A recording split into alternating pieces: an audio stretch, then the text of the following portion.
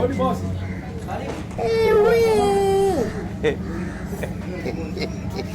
Karibu. Unatafuta kazi? Hapa kazi umesoma mpaka form 4? Nimepitia lakini sio sana. Umepitia sio sana. Wewe ni kabila gani? Msukuma. Una akili kweli wewe? Sababu tosha. Mtu anakuuliza umesoma mpaka form 4 unasema umepitia. Ndio wale wangu nimesoma nikaitia hapo.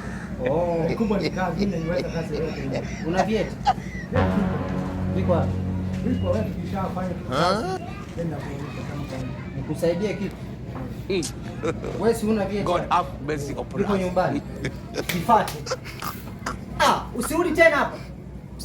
Shenzi kabisa.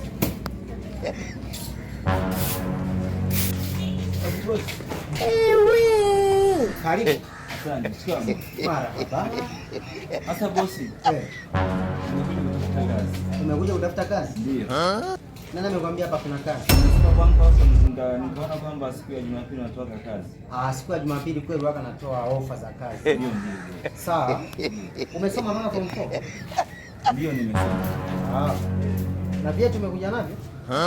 Hujaja na vyeti? Ndio.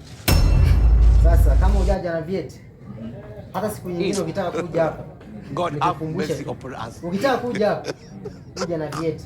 Na cha kukukumbusha leo ni hichi.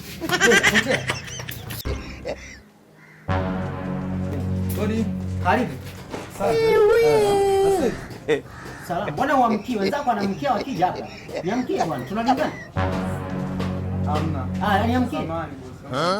Niamkie. Mara hapo ujambo. Ngoja hata nakiwa naongea tajiri unasikiza. Feni hapa kulikuwa na feni huko nimesema nimezikodisha kwa milioni 5 foni moja. Nani pesa foni hizi? Naona ujuku na mabuibui. Hizi buibui nimezikodi hizi buibui. Mbali unasikia? Sumbano. Kwa wachawi hujaja na dawa ya kuloka panya.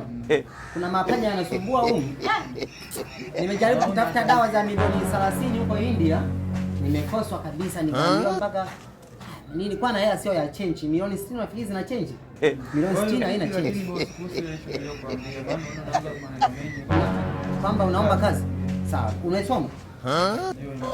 Unasoma mpaka form ngapi? Nimeshara 7. 44 hujafika? Hujafika 44? Bali kikuangalia ni mjanja hivi Mtanashati. Unasikia?